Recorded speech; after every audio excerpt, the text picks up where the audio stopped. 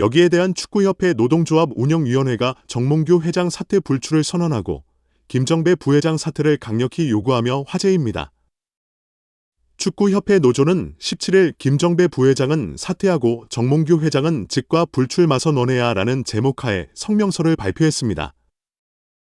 성명서에 따르면 축구협회는 지난해 3월 승부조작 1, 2 축구인 사면파동 이후 위기, 수습체계의 하나로 문화체육관 관광부 차관 출신 김정배 부회장을 대한축구협회 실무 총책임자로 앉혔습니다.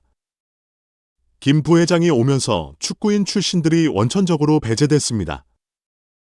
협회 조직에서 축구인 출신과 비출신 간의 견제와 균형이 무너졌고 각종 논란의 불씨가 됐습니다. 노조는 선임 당시에도 잘못된 결정은 정몽규 회장에게 있는데 엉뚱하게 축구인 부회장 혹은 전무이사를 선임하지 않는 방식으로 조직을 개편하면서 논란이 일었다면 주원인은 정 회장의 잘못된 결정인데 축구인들의 제 식구 감사기 뒤집어 씌워 축구인들의 목소리를 아예 안 듣는 식으로 해법을 내놓은 것이라고 꼬집었습니다. 그러면서 김 부회장의 역할에 있어서도 사실상 허수였다는 것이 노조의 주장이 있습니다. 노조는 강도 높은 문제구 감사를 2달 겪으면서 직원들은 한 목소리로 협회에 컨트롤 타워가 없다고 아우성이었다고 전하며 문제구 출신이니 김정배 부회장이 키를 쥐고 곧 어떻게 대응하고 후속 조치는 어떻게 해야 할지 등을 하지 않을까 하는 기대가 있었는데 놀랍도록 아무 역할이 없었다고 전했습니다. 이어 우리 협회를 향한 여론이 점점 악화되자 이번 감사 전부터도 보이는 곳에서 떠날 사람이나 남을 직원들이 잘 대응하라는 식으로 말했다고도 알려주며 오히려 문제 부분이 정관을 이용해 본인만 책임을 피하려는 행태에 우리 직원들은 큰 실망을 감출 수 없었다고 덧붙였습니다. 지난 7월 홍명보 감독 선임 과정에서도 김 부회장이 총책임자였다는 폭로가 있었습니다. 노조는 이임생 총괄이사가 기술적으로 주도했지만 세부 계약 조건 등은 김정배 부회장이 총책임자였고 이에도 그의 이름 3글자는 찾아볼 수가 없었다며 이임생 기술이사가 협상 권한이 있다고 그의 등을 더민 것도 바로 김정배 부회장으로 알려졌고 정 회장이 전력강화위원회를 다시 구성하자고 한 지시를 무시하고 문제없다고 밀어붙인 이도 그로 알려졌다고 알렸습니다.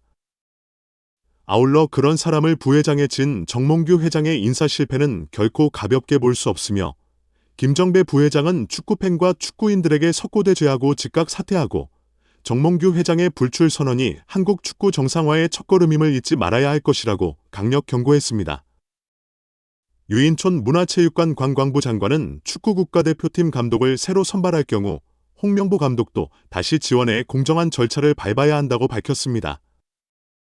유인촌 문체부 장관은 오늘 27일 KBS 일요 진단 라이브 부에 출연해서 홍명보 감독도 여러 가지 본인이 억울한 점이 있거나 문제가 있다고 생각하면 면접도 다시 하고 또 그 외에 다른 경쟁자와 함께 과정을 제대로 거쳐서 선임되는 게 맞다고 말했습니다. 유인촌 장관은 또 최근 국가대표팀의 좋은 성적이 감독 선임 문제에 영향을 주지는 않을 것이라며 정상적인 과정을 거쳐 다시 태어나는 것이 좋을 것이라고 덧붙였습니다. 정몽규 대한축구협회 회장의 사퇴에 대해서는 부정적인 입장을 보이며 정 회장이 생각을 정리하고 어떤 결정을 할 때까지 저는 기다려주는 게 맞다고 생각한다고 말했습니다. 다만 문체부는 대한체육회나 축구협회 인사에 개입하지는 않는다며 이런 스포츠의 자율성이 침해될 경우 국제기구들이 월드컵이나 올림픽 출전을 금지시킬 수 있다고 설명했습니다. 제22대 국회 정기국정감사는 일단 마무리됐습니다. 대한축구협회 정몽규 회장은 지난달 국회 문화체육관광위원회의 현안 질의에 참석한 데 이어 24일 국감 종합감사에도 증인으로 출석해 여야 의원들의 날선 질타에 시달렸습니다. 현안 질의 때는 질문 요지를 벗어난 엉성한 답변으로 일관에 크게 질타받았지만 국감에서는 비교적 명확한 입장과 정리된 견해를 밝히는 등 조금 다른 모습을 보여 눈길을 끌었습니다. 그런데 아직 끝이 아닌데요. KFA에 대한 문화체육관 관광부 차원의 감사 최종 결과 발표가 기다리고 있습니다. 정확한 발표 일정은 잡히지 않았으나 애초 예정됐던 이달 30일은 지금으로선 어려워 보입니다. 유인촌 문체부 장관은 국감 당시 감사 결과 발표가 조금 미뤄질 수 있다고 밝혔습니다. 홍명보 국가대표팀 감독 선임 과정에서 불거진 공정성 논란이 한창 들끓던 7월 기초조사를 거쳐 실지 감사를 진행한 문체부는 감독 선임에 대한 조사 결과만 중간 발표 형태로 공개했습니다. 나머지 행정 난맥상에 대한 부분은 아직 밝히지 않았는데요. 문체부는 실지 감사는 거의 마무리됐으나 최종 단계인 정 회장과 면담이 마무리되면 시일을 정하겠다는 방침입니다. 29일 서울에서 개최될 예정인 아시아 축구연맹 어와 각급 산하위원회 컨퍼런스 일정도 고려됐습니다. AFC 연례 행사 중 가장 큰 규모이자 한 해를 마무리하는 의미도 담은 터라 문체부가 굳이 이 행사를 망칠 필요는 없습니다. 최종 감사 결과에 대한 체육계의 전망은 분분한데요. 알맹이가 빠진 듯했던 대표팀 감독 선임 중간 발표와 딱히 다를 게 없을 것이란 예상이 있는 반면 일각에서는 추상적 내용이 아니라 수치와 팩트 중심의 사안이 집중적으로 다뤄진 만큼 수위가 상당할 것이라고 보기도 하는 상황입니다. 정확히 어떤 내용이 담길지 파악되지 않았으나 지도자 라이선스 이수자 선정, 특혜, 심판 문제, 운영비 활용 문제, 특정 에이전시와 유착 의혹 등이 종합적으로 담길 것으로 보입니다. 실제로 문체부는 그동안 KFL 프로 및 대표팀 감독이 되기 위해 반드시 소지해야 할 P급 여자, 라이선스 교육 이수자를 선정하면서 일부 지도자에게 특혜를 줬다는 정황을 포착하고 KFL 담당자에게 경위를 캐물은 것으로 알려졌습니다. 국회 문체의 국감과 함께 문체부 감사가 관심을 끄는 것은 정 회장의 사퇴 여부에 적잖은 영향을 주기 때문인데요. 대한체육회 스포츠공정위원회 심의를 통과해야만 내년 1월 KFL 차기 회장 선거에 후보로 등록할 수 있으나 우선 당면한 감사에서 뚜렷한 하자가 없어야 정 회장은 연임이 당위성을 호소할 수 있습니다. 축구협회가 최근 스폰서 파트너인 하나은행에서 600억 원대 마이너스 통장을 개설한 것에 대해서는 협회 관계자 징계 요구 등을 거론했습니다. 유 장관은 천례 문체부 승인을 받아야 하는데 그렇게 안 한 것 자체가 위반이라며 절차상 문제 등을 따져 관계자 징계를 요구하고 다른 조치도 할 수 있는지 검토하고 있다고 밝혔습니다. 정몽규 취임 후 보조금은 11년간 300억 원 늘었습니다. 정부 보조금은 연간 최소 110억 원 수준이며 스포츠 토토 등 복표 수익 연간 200억 원이 지원되고 있습니다.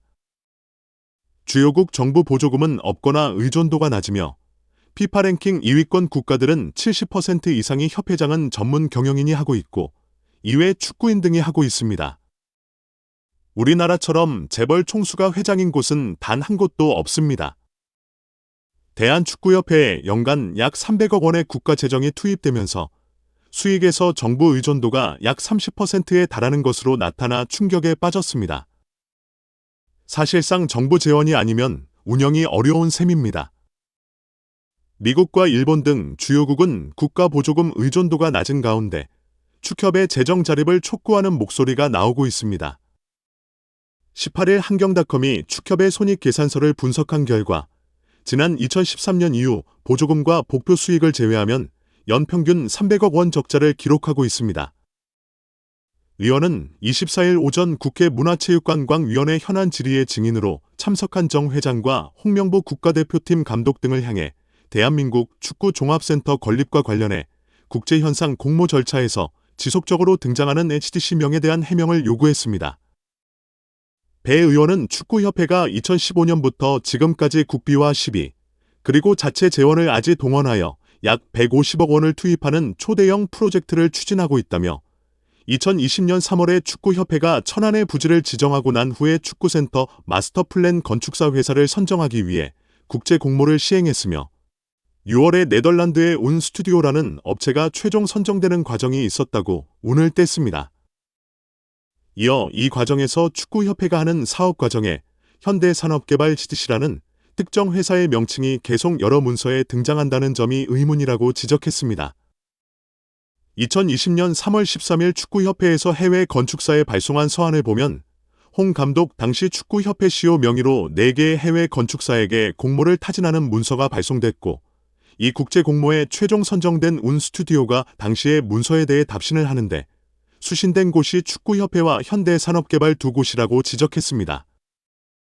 그러면서 현대산업개발이 전체적인 공모의 공식적인 과정에서 실무적인 수신을 받은 것이라며 2020년 11월 24일 운 스튜디오가 다시 과업 범위 및 수수료 제한이라는 계약 조정 문건, 비용에 관한 문건을 축구협회에 발송하는데 이 문서 또한 현대산업개발도 동일하게 수신한다고 꼬집었습니다. 또 해당 문서의 4번째 페이지를 보면 현장 방문 관련 내용에 대한 축구협회, 현대산업개발, 그리고 한국의 설계사들과 함께 공동으로 디자인을 개발하기 위해 일정량의 한국 방문이 필요하다고 하며 이곳에 다시 특정 회사 명칭인 현대산업개발이 등장한다고 설명했습니다.